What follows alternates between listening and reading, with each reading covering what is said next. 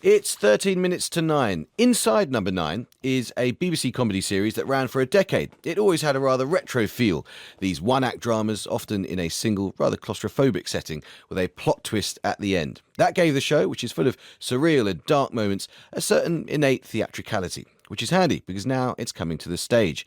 A live, specially written theatrical performance of Inside Number 9 will be at the Wyndham Theatre in London in January. And I spoke to the creators of Inside Number 9, giants of British comedy both, Reece Shearsmith and Steve Pemberton.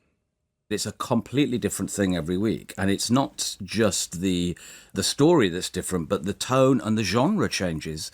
So we can do kitchen sink drama, which is very low key. We can do sort of big farce. We can do a really psychological thriller, and we can do a gothic horror. So we have just enjoyed playing with all these different elements, and we have many influences of things that we've enjoyed. We grew up loving Two Ronnies and Victoria Wood. We grew up loving Hammer horror and, scary movies. So we've just mashed all the things that we love into one show, and we've been very, very lucky to be able to do that. There is an innate theatricality to the episodes. There's something almost, I mean this is a positive way, almost something claustrophobic about this very contained drama. Have people always said to you, well, it's obvious you've got to put this on the stage?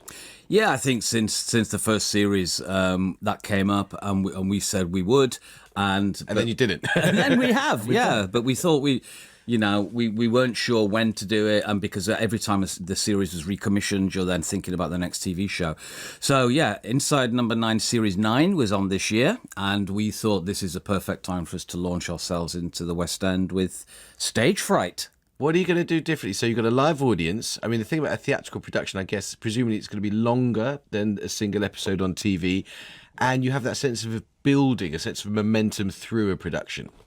You do, yes, and it was a challenge to come up with something that sort of embodies the experience of an audience who enjoy Inside Number 9, because it's never been one thing. So what is it, and how do you just sort of deliver that for an audience that expects, I don't know what they expect, the unexpected? You could do a series of different little mini productions, couldn't you? I mean, I guess, and yes, and the part of it is that you get a different sort of vignette or a different story every week in Number 9, but this is an evening of that sort of thing. So again, we don't want to say too much, because it's always better when you go in not knowing. We've said very little about Stage Fright, but I think people that know the show will enjoy it. People that have never seen it will get a great theatrical evening. We've lent very much into it being live, and you don't need to know the series because every episode's different. Yeah. You don't have to have any pre-knowledge. Yeah. Lent into it being live, and it's called Stage Fright. I'm suddenly getting. You don't want to come now, do you? I was actually feeling quite up for it. But I tell you one thing. I don't know maybe if you could tease this or not. People have come to associate it with, and they'll find this on iPlayer.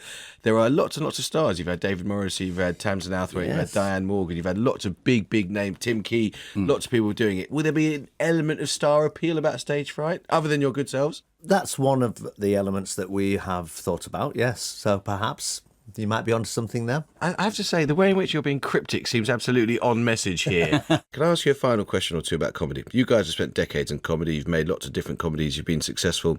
A lot of people these days who are starting out say it's pretty hard to make it as a comedian. There's a big stand-up scene. It's hard to get sitcoms commissioned. What do you need to do to be successful in comedy these days?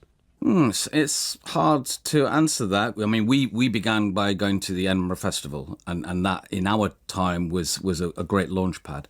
I think nowadays you do have access to online, sketches. You can make stuff in your bedroom and get it out there, whereas what we had to do was write stuff and get it seen theatrically. People do a lot on Instagram. It's extraordinary how many comedians have come up doing this self-filmed stuff on Instagram. So next thing you know, they're on Have I Got News For You? Yeah, absolutely, and they are in their own right very, very well known already. So, and that's the thing that we never had. I think try to remain singular to the voice and the thing that you thought was unique about you. And it's hard now, and I'd say this blithely, but to find yourself in a committee of people that are telling you what you should be, and then the essence of what you thought was funny about you is gone.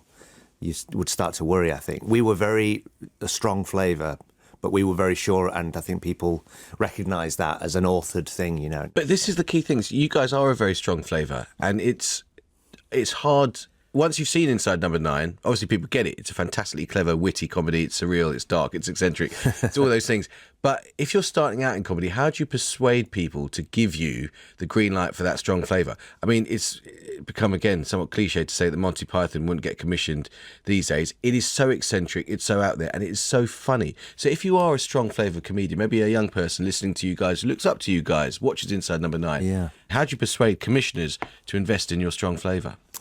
Well, yeah, that's a good question. I mean, I think that you would hope that someone would see that you were singular and were doing something that was surprising and different. And that might be a positive thing rather than we want you to be like everything else. Okay. And also, commissioners don't really know what they want until they've seen it, and then they want something else like it if it's successful. Yeah, so that's why you suddenly get... Stick to your guns, really. 4 volcano films in Hollywood suddenly, because they've all copied each other. And why, this is a complete indulgence of mine, why has the British sitcom declined from its heyday? Yeah, well, I think it's partially the fact that everyone can now watch their own thing, so you don't have that family communal experience that we grew up with.